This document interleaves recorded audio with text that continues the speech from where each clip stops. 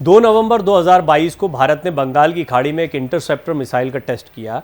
अगले हफ्ते एक लॉन्ग रेंज की बैलिस्टिक मिसाइल का भी टेस्ट होना था। इसके लिए नो टेम जारी हो चुका था, यानी टेस्टिंग के दौरान उस इलाके में नो फ्लाई जोन की चेतावनी। चीन ने फौरन अपने जासूसी जहाज युआन वांग 6 को हिंद महासागर क्षेत्र में दौड़ा दिया। इसके बाद भारत ने कुछ दिनों के लिए मिसाइल टेस्ट टाल दिया था।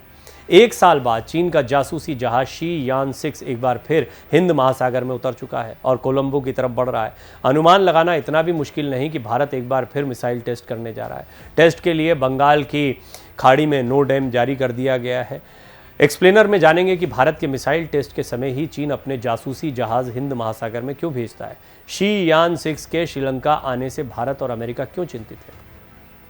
भारत ने 5 से 9 अक्टूबर तक लॉन्ग रेंज की बैलिस्टिक मिसाइल टेस्ट के लिए बंगाल की खाड़ी से हिंद महासागर तक नो फ्लाई जोन बनाने जाने की घोषणा की है। Open source intelligence expert Damien Simon ने इसकी जानकारी दी है।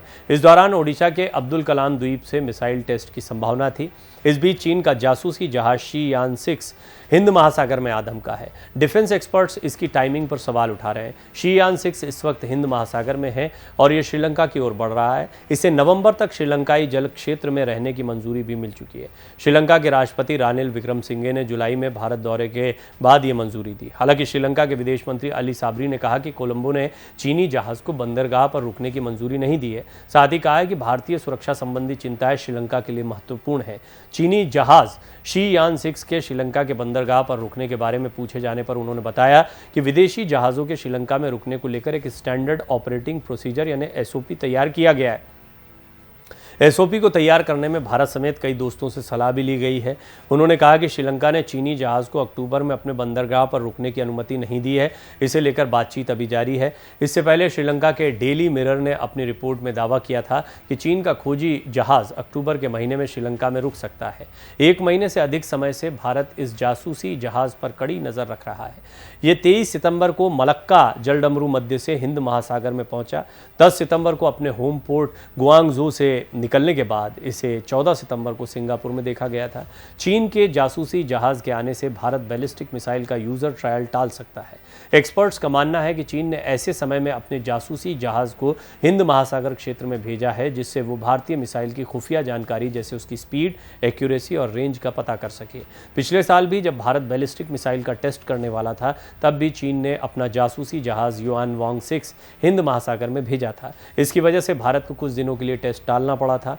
इसी समय पर चीन का एक और जासूसी जहाज शी यान 6 श्रीलंका की तरफ बढ़ रहा है। इसमें एक कनेक्शन साफ तौर पर देखा जा रहा है कि जब जब भारत ने नो टाइम जारी किया है, नो फ्लाइंग टाइम जब दिया जाता है, तब तब चीन अपना जहाज श्रीलंका में बंगाल की खाड़ी या अरब सागर में भेज देता है।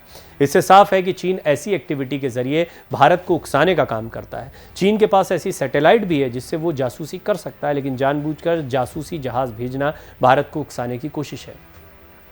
चीन को सबसे ज़्यादा तकलीफ भारत से है, क्योंकि एशिया और हिंद प्रशांत इलाके में अगर कोई देश चीन के विस्तारवाद को रोक सकता है या रोक रहा है तो वो भारत है।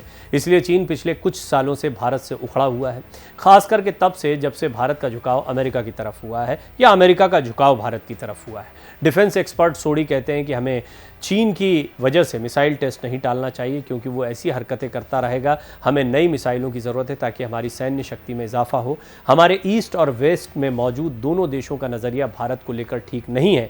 जैसे जैसे समय बीत रहा है चीन अपने सैनिक डिप्लॉयमेंट को LAC पर बढ़ा रहा है। ऐसे में हमें ऐसी मिसाइलों की बहुत ज़रूरत है। चीन के पास कई जासूसी जहाज़ हैं। ये पूरे प्रशांत अटलांटिक और हिंद महासागर में काम करने में सक्षम हैं।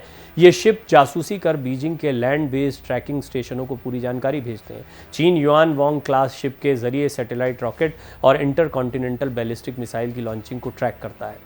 अमेरिकी रक्षा विभाग की रिपोर्ट के मुताबिक इस शिप को चीन की पीपल्स लिबरेशन आर्मी यानी PLA की स्ट्रैटेजिक सपोर्ट फोर्स यानी SSF ऑपरेट करती है। SSF थिएटर कमांड लेवल का ऑर्गेनाइजेशन है। ये PLA को space, cyber, electronic information, communication और साइकोलॉजिकल वॉरफेयर मिशन में मदद करती है। चीन के जासूसी जहाज़ पावरफुल ट्रैकिंग शिप हैं। ये शिप अपनी आवाजाही तब शुरू करते हैं जब भारत या कोई अन्य देश मिसाइल टेस्ट कर रहा होता है। शिप में हाईटेक ईव्सड्रॉपिंग इक्विपमेंट, छिपकर सुनने वाले उपकरण लगे हैं।